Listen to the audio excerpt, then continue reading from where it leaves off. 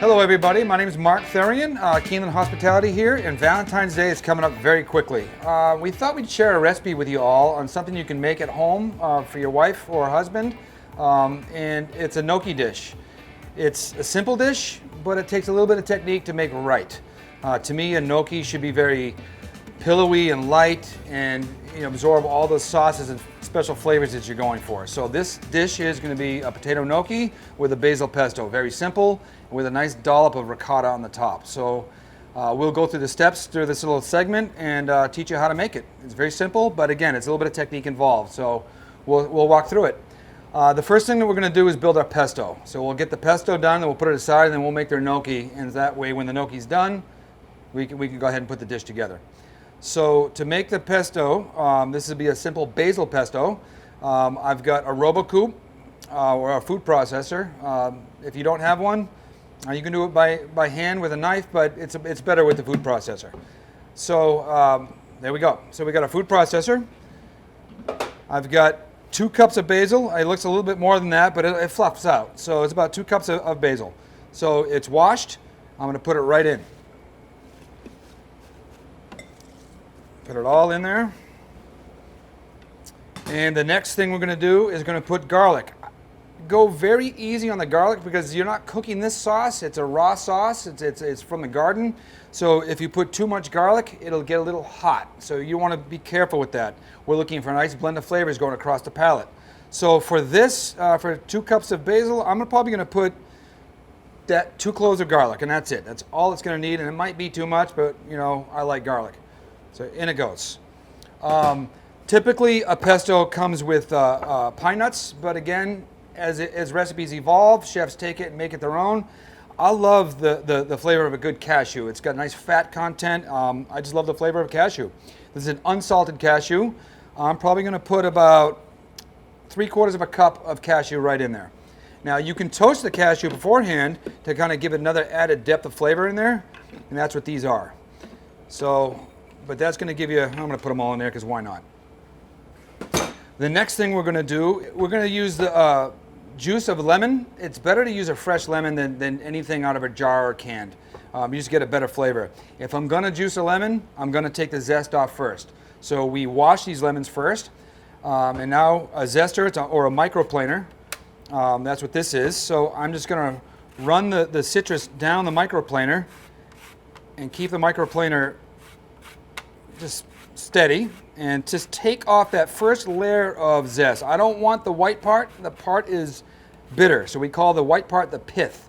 The pith will make your dish very bitter, so try not to get that in there. You just want that nice first layer of lemon zest. And we're going to do the other one too.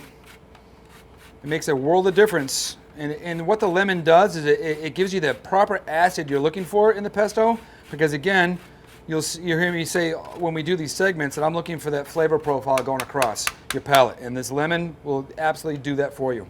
So look at that beautiful zest. We're going to take that, just going to put it right on top.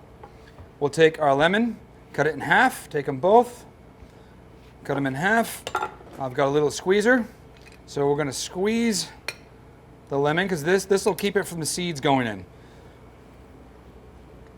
Do a little slowly so you don't squirt yourself in the eye. It's always helpful. As much of that as you can. Now, I have the 2 lemons, and I'm probably going to put a lemon and a half in there. I'm going to reserve the last one just in case I need to adjust the pesto at the end, because I don't want it too acidic, and the star of this dish is the basil. So I don't want it to be lemon forward. The basil is what needs to be prevalent. So I'm spraying the cameraman with all this lemon juice. Perfect. All right. All right, the next step is a Parmesan cheese. It's a staple in a pesto. I use a fresh Parmesan I get from the deli or the cheese department in your local grocery store. We just shaved it thin. So I'm going to just put a good amount of that. That's about almost 3/4 of a cup of Parmesan cheese. Goes right in. Now, the last 2 ingredients that I have are my oil and my salt. My salt is going to go in very last because, again, You can't remove the salt once you put it in. So I want to make this dish. I want to taste it, and then I'll put salt as I need it. So my lid. Now the oil that you can use. A lot of people will tell you to use olive oil or extra virgin olive oil. For this dish, it might be a little tough. You want something a little stronger. I use a grapeseed oil that has some of the extra virgin in it. So what I'm doing is I'm fortifying that oil. What happens with an extra virgin olive oil, if you overwork it, it'll get bitter. So it's really great for finishing a salad or something like that, or seasoning something. But you want something that's going to be a little more hearty, and that's why I have the grapeseed oil. So we're going to turn on our RoboCoupe or our food processor and slowly drizzle this in. Now what's nice about the food processor, you can see from the top and see where you're at. It'll start to roll over and come down. I want this wet, but I don't want it too wet. I mean, this is going to be tossed with a gnocchi, so I want it a little loose.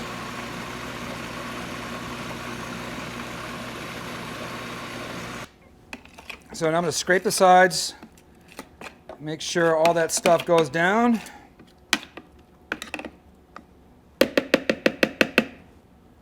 Let it run a couple more seconds, and this I can pulse it at this point. See, that cashew really gives it a lot of body, and we're there.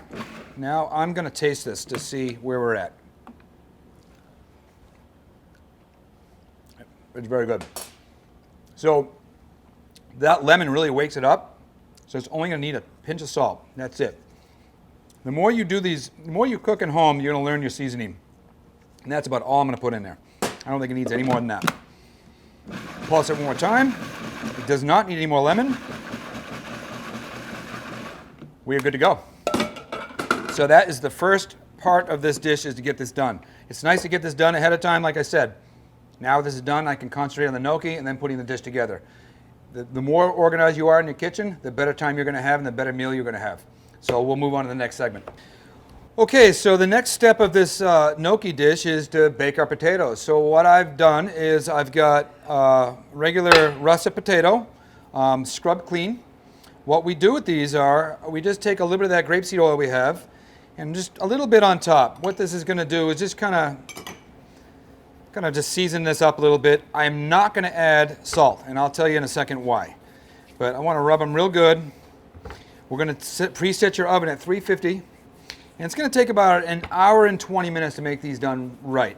What you're looking for is, when they're done, you'll know, because you can take your knife and you can pierce it very easily all the way to the bottom, which the magic of television, voila, I've got 4 already done. So, 350 degrees, regular russet potato, and you can see they're soft. I mean, if you go with a knife, it goes really easy all the way down. That's what you're looking for. So let's handle our potatoes. Now, let's talk about gnocchi for a second. Gnocchi is a pasta dish, but it's not your typical pasta. A pasta, when you're making a dough, you're working it to build those glutens up. This is the exact opposite for a gnocchi. You want to work this as little as possible. So it's a simple ingredients. You can make gnocchi with ricotta, all sorts of different things. But this is a simple dish, but if it's done right, it's exquisite. You can make this up to 6 hours in advance for your meal, or you can make them the night before and freeze them and then pull them out as you need them. So you can take a pesto, keep in your freezer, you can keep a gnocchi, keep in your freezer, and pull them all out and have a great meal in 10 minutes at home. So, well, let's start with our potatoes. So what we're going to do is we're going to take a potato, we're going to cut them in half. I'm going to cut them all in half first. You want to let them rest after they come out of the oven. You don't want them too hot, but you don't want them chilled out either. You want to work with them while they're still warm. So we're going to cut all 4 of our potatoes. So this is about 3 pounds, almost 3 pounds of potatoes. The trick is on a gnocchi is you want the least amount of moisture in it as possible. And that is why we're not going to salt it. We're going to salt the dish at the end. Salt is going to retain the moisture in the gnocchis, and that's not what you want. So we've got a ricer. This is a little handheld home ricer that I brought from my house. So we've got there, let's put that here. So what we're going to do is we're just going to take your take a spoon and kind of scoop out all that potato into your ricer. Try not to get any of that skin. You just want that nice potato. Move that. You can save those skins. You can make potato skins if you wanted, but we're not doing that today. That's another segment. So we're going to take out all that potato like so. Now you can do it in batches. You know, I'm about to fill this up pretty quickly, so then I'll spin this through and then I'll put the rest in. It's a great dish, and once you master it at home, you can do a lot more with it. We're going to make these very rustic. I like that. I like simple food. Good technique is really my philosophy when it comes to food. So about this point, I'm gonna press this through with the ricer. So the ricer is, you'll see, it comes right through, and it evenly distributes your potato. So there's no lumps, so there's no little chunks in there. And it makes a world of difference when you're, making a gnocchi. Even when you're making a mashed potato. This is probably enough for about three people, the 4 potatoes. And it's taken a simple potato and turned it into a really cool dish. So we're going to rice this in and kind of just go back and forth, trying to feed the ricer, trying to get all that potato pulp. And that's how you rice a potato. Get all that. So that's our base. Okay, so we've got a clean surface to work on. So we've got this cutting board here. You work this on your table. If you've got a granite countertop, works great. Just want to make sure that the countertop is not too cold. You don't want to chill these out too much. So I got my potato. I'm going to put it right on the center, just like that. So what I'm going to do is I'm just going to kind of pat it down. Now, if the potato is too hot, you might want to let it cool a little bit, but you still want to work when it's warm. So what I've got is 1 egg yolk. You'll see in some recipes that chefs will say the whole egg. I really believe in just the egg yolk. Again, you don't want too much moisture in there, and the yolk is just going to help bind it and give it a little bit of a richness. I'm going to spread that on top. Make sure you get all that. It's only 1 egg yolk. Now, if I was to double this, I'd still only use 1 egg yolk. Yeah, that's pretty good right there. Now, I've got a 3/4 cup of flour that I'm going to put right on the top. So it's an all-purpose flour. Again, you can use a cup for cup. You can use any kind of flour you're looking for, but all-purpose, the 00 works really, really well if you really want that fluffy kind of consistency. So we'll save some of this because we're going to need it again. So we have a dough scraper. This is really how you want to kind of rice and chop this up. That's how you're going to form this dough. Again, I don't want to work this too much because you want the gnocchis to be nice and light and fluffy. That's the whole point. If you overwork it, they're going to be rubbery. They're not going to take the sauce, and it just won't be a pleasant experience. And it is your Valentine's Day, so you want to make it great. So what we're going to do is we're just going to make a ball with this. Kind of incorporate all that egg, all that flour. We are not going to salt it. At this point, I'm going to add a little bit of cracked white pepper. It's your preference. I like the white pepper. Just enough to season it, but that's it. So that's the only seasoning we're going to add to this dough at this point. So you can see it's going to start to come together. And at this point, you can start working it with your hands a little bit. But not too much. I don't want to build up those glutens. There, it's starting to come together. That's where the ricing comes in very handy because the potato is nice and consistent and there's no lumps in there. It's all a consistency with this dish. Okay. So it's a little sticky, a little wet, and that's okay. So what we're going to do now is we're going to put that aside. We're going to take a little bit of flour. We're going to put it in the bottom of our work surface. Now, it all depends on what time of year it is, what the humidity is. The flour is never a set amount. It's never, hey, it's this, it's that. It depends on the environment, really. So you're going to have to, it's more of a feel. But a rule of thumb is what a 3/4 cup. But I didn't put a 3/4 cup. I didn't need it. I can tell you ready. It's pretty nice. So I'm gonna put that there. I'm gonna put just a little bit more flour on top. So what we're gonna do, instead of mixing, we're gonna press and fold, and this is the trick. So I'm just gonna press it with my hand, and kind of just fold it over.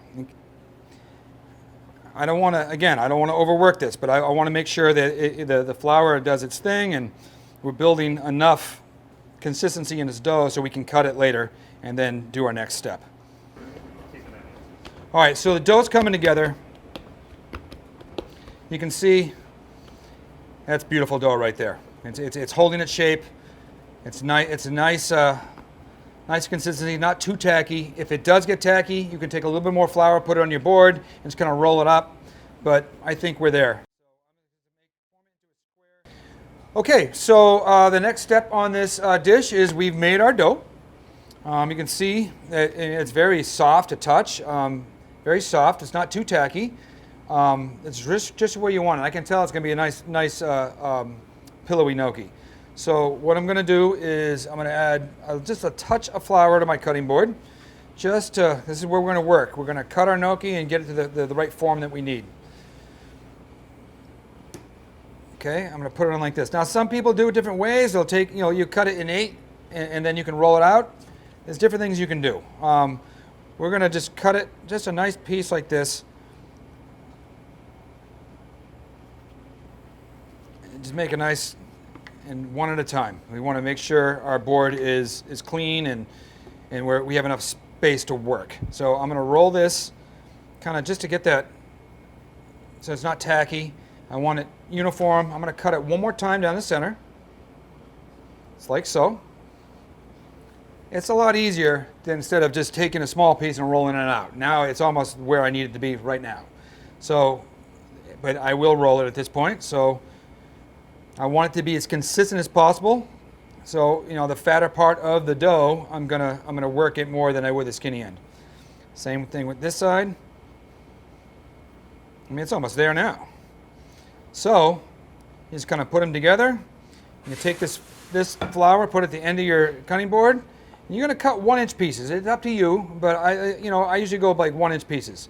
So I cut it, and keep cutting all the way down, and to form our little gnocchis. They don't have to be gorgeous. I mean, it's okay. It's a rustic dish. I like the imperfections in the pasta. I think it adds a lot of character to the dish, and it kind of gives you that crunchy rustic what I'm looking for.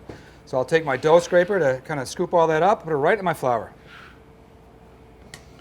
And just kind of toss it up a little bit just so they're not sticking to each other.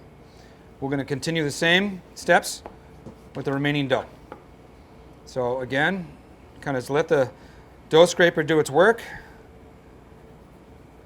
Cut it down, get a nice piece, take a little more flour. Make sure the sticky side is got the flour to keep it from getting too tacky. Pat it down a little bit. We're going to cut it right down the middle again. Do a quick roll. That's just to even it out. And that's pretty much how we do that. I mean, it's pretty simple. Again, you didn't overwork this. 1-inch pieces. It's really not that hard. It just takes a little practice and a little, once you do it once and then you try it, you'll be able to adjust it for each time. And the first time I made gnocchi was a disaster. Second time was markedly better, and the more you do it, the better it gets. Okay, so we've made it. We've got all our gnocchi.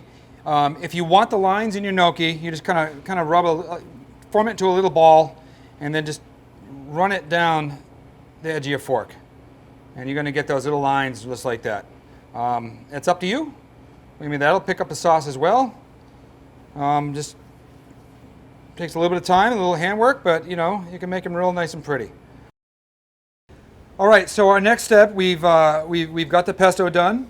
We've made our dough. We formed our dough, and the next step is to quick boil these things. So you'll see they're very rustic again. That's because it was my choice. You make it any shape you want. So what I've got here is I've got boiling water. I've heavily salted this water, so the water should taste like the ocean. That's where the salt's going to come in. Because we didn't want the salt in the dough. Why? Because it retains too much moisture. So the best way to do this is to have your gnocchi ready, your boiling water ready, and I've got an ice bath. So what we want to do is we want to cook this gnocchi. It takes about 2 minutes or until they start to float. Once they start to float, we've got we call this a spider strainer. We're going to strain this out and put it right into the water bath. We're going to do this in 3 to 4 batches so we're not overcrowding this pot and chilling out the water real quick. We want this gnocchi to have room to cook in the water. So start with batch 1. It's floured up a little bit so they don't, again, not sticking. I kind of just put them in 2 or 3 at a time.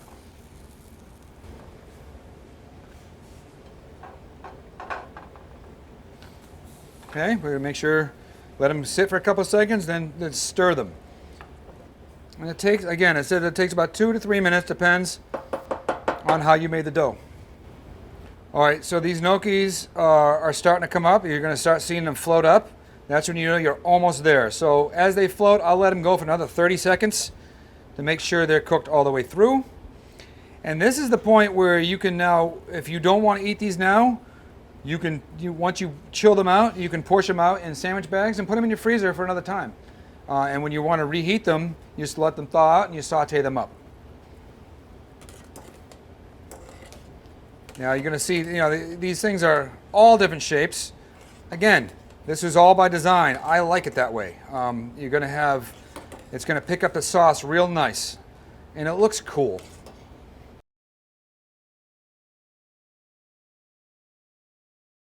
So I think we are pretty much there with the first batch.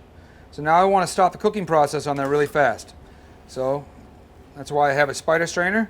I can get them all out at one shot, right into my water bath that I've already got sitting there waiting, ready to go. And then that stops the cooking process immediately, as soon as it gets in that water. Okay, now we're going to do the rest of our batches. We have made our gnocchi. We've blanched them. They're ready to go. I took them out of the ice bath and I let them soak on a towel to get a lot of that moisture off.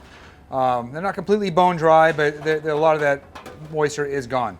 So what I've got here for the saute station is I've got a nice heavy bottom pan, which is key. Again, you want something that's going to really diffuse all that heat and spread it out. So this is a very good quality pan. So as we're getting that hot, we're going to do a little bit of this grapeseed oil, and just enough to coat the bottom of the pan. So now you'll see the oil starts to ripple across. That's when you know you're getting there. That's the smoke point really. When it starts to, those wispy tendrils of white smoke come up, that's when you know you're at your optimum saute point. Now, with this oil, I still want some of that fat content, so I've got a little bit of whole butter. So if I was to put just butter in there, it would brown. So I don't want to brown my butter. I want that butter flavor. The brown butter is going to impart a whole different flavor that I'm not looking for this dish, because the pesto is very fresh and citrusy, and that's what I'm looking for. So I don't want to take from that. So for this dish, I got my oil. It's starting. You can tell it's hot. I'm going to add my butter to that. That's what you're looking for. That's called a fortified butter. Now I got a lot in there. I probably don't need all that, so I'm going to take some of this out. And it is starting to brown a little bit, but not too bad. I'm going to add all my gnocchi in one shot.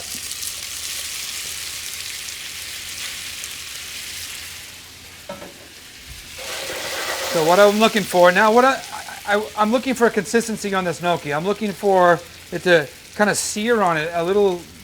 I want it kind of golden brown is what I'm looking for on this. So when you put it in a hot pan, kind of let it sit for a minute. Try not to jostle it around. That's the biggest mistake a lot of people make where they're sauteing fish or they're sauteing anything, is they want to keep shaking that pan. You need to give whatever you're sauteing a minute and a couple of seconds to really get that browning on there. So that's what I'm looking to do. So I'm just going to let it sit there for a couple minutes. At this point, this is when I'm going to shake the pan now. I'm just going to shake it, push it forward and back real quick. See, it's starting to get brown. That's what you're looking for. I want that to be the same consistency all the way around. So we're going to let that sit again. And it takes a couple minutes. At this point, I'm going to take a little bit of kosher salt and just put a little bit on there. I know I don't need a lot of salt for this dish. So, again, that's another mistake a lot of people make. They overly salt right away before they try something. You got to taste it before you salt.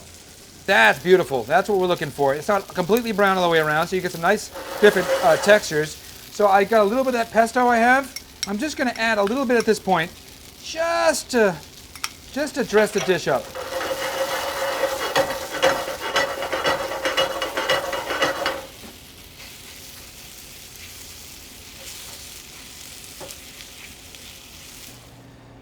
Okay, so now is the final step. This is the fun step, and this is the best part. You get to eat this.